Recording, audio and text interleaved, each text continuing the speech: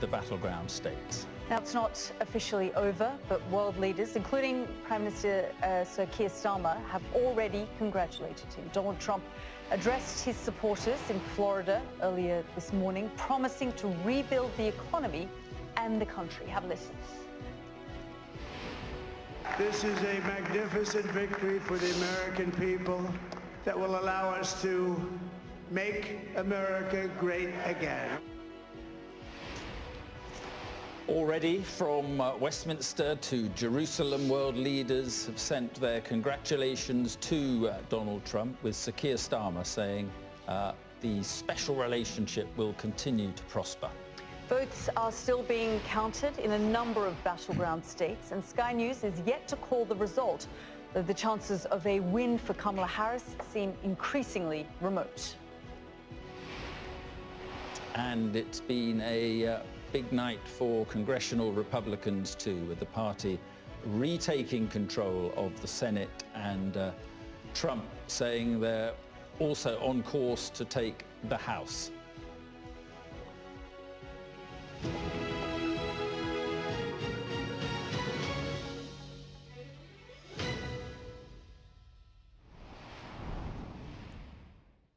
Good morning then from Washington after what has been a remarkable night in American politics. Donald Trump has claimed victory in the presidential election after big wins in the battleground states of Georgia, North Carolina and Pennsylvania. Yep, speaking to supporters in Florida earlier, he vowed to heal the country after the divisiveness of the past 4 years.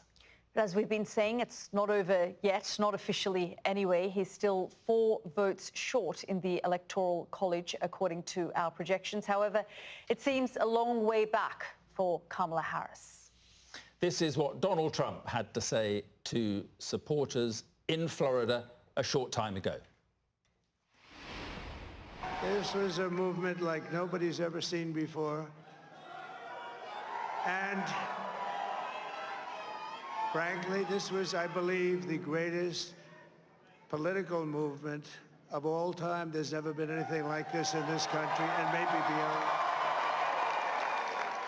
And now it's going to reach a new level of importance because we're going to help our country heal. We're going to help our country heal. We have a country that needs help, and it needs help very badly. We're going to fix our borders. We're going to fix everything about our country. And we made history for a reason tonight, and the reason is going to be just that. We overcame obstacles that nobody thought possible, and it is now clear that we've achieved the most incredible political thing. Look what happened. Is this crazy?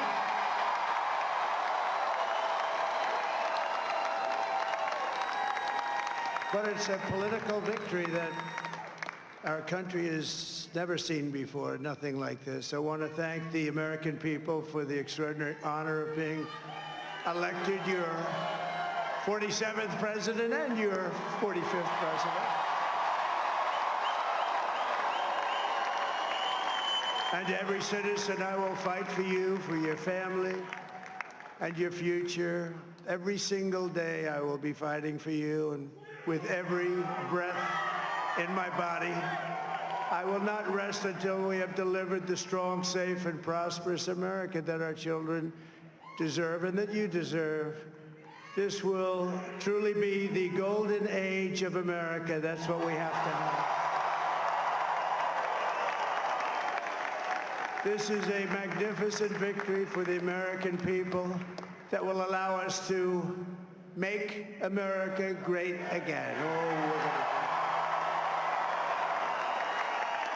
And in addition to having won the battleground states of North Carolina, I love these places, Georgia, Pennsylvania, and Wisconsin, we are now winning in Michigan, Arizona, Nevada, and Alaska, which would result in us carrying at least 315 electoral votes, but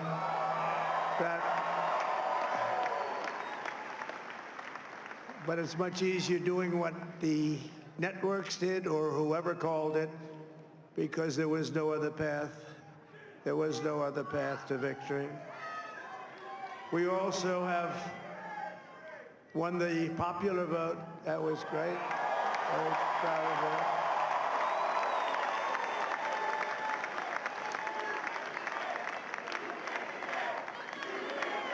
Thank you.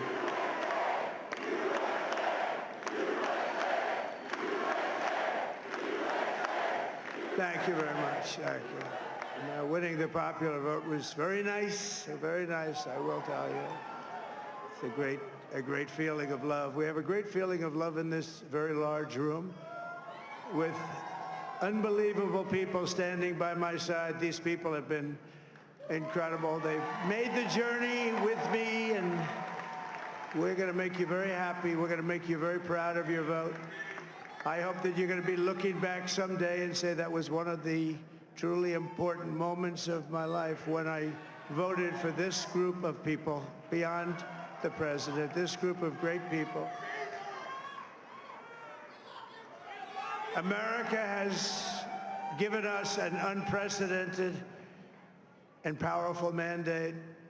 We have taken back control of the Senate. Wow, that's great.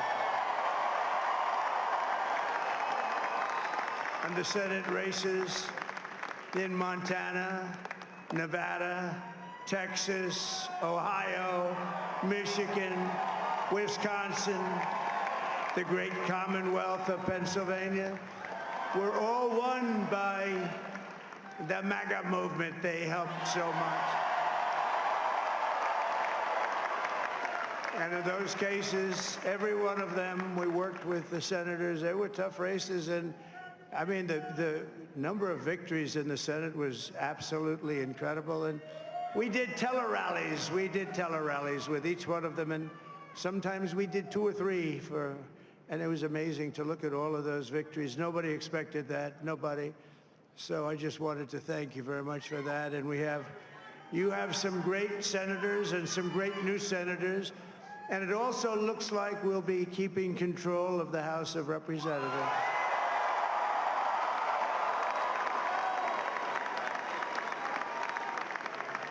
And I want to thank Mike Johnson. I think he's doing a terrific job, terrific job. I want to also thank my beautiful wife, Melania, First Lady.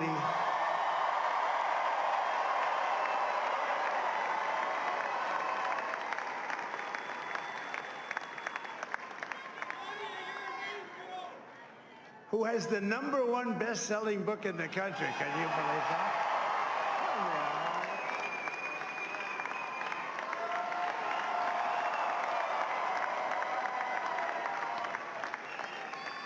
Oh, no, she's done a great job, works very hard to help people. So I just want to thank her. But I want to thank my whole family, my amazing children, and they are amazing children. Now, we all think our children are amazing. Everybody here thinks their children are amazing, but that's a good thing when you think they are. But Don, Eric, Ivanka, Tiffany, Barron, Laura, Jared, Kimberly, Michael, thank you all. What a help. What a great help.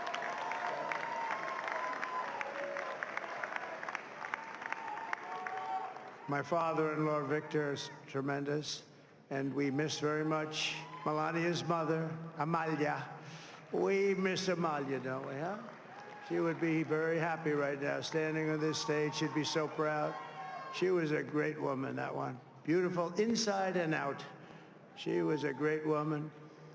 I want to be the first to congratulate our great, now I can say, Vice President-elect of the United States, J.D. Vance.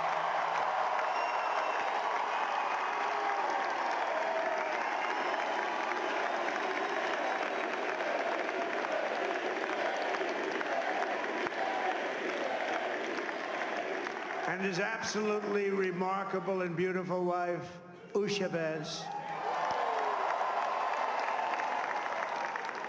And he's a feisty guy, isn't he? You know, I've said, go into the enemy camp, and you know the enemy camp is certain networks, and a lot of people don't like to, sir, do I have to do that? He just goes, okay, which one, CNN, MSDNC?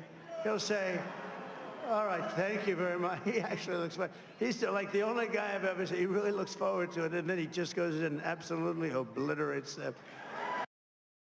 And you were just listening there to Donald J. Trump declaring victory about an hour or so ago, standing on stage with his family and all of his supporters who had been waiting for him for some time after the Fox News network had projected that he would become the president of the United States. Now, of course, we haven't as yet declared Donald Trump the president of the United States. And we're going to get Lewis to explain why we haven't done that yet. Lewis.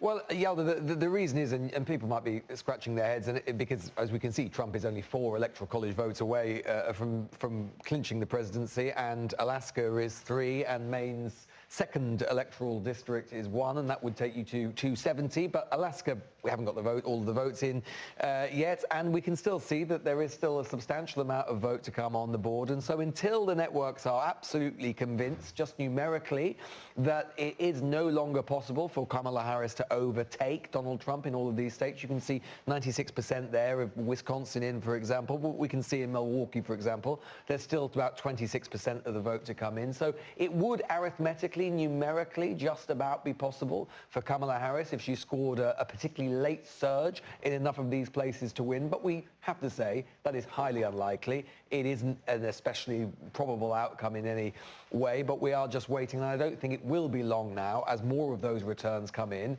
state after state for those final returns to be made. I mean, I think what is far, far more likely, we can have a look at this, is to consider exactly where Donald Trump might get up to in terms of passing over the winning line. As I say, he's already on 266. Actually, if we put in Alaska, which is very likely, as I've just said, and Maine's second district electoral college vote, that would take him over to 271. What is far more likely, frankly, is that he takes Michigan, takes him to 286. He takes Wisconsin, which gets him to 296. He takes Arizona, which takes him to 307.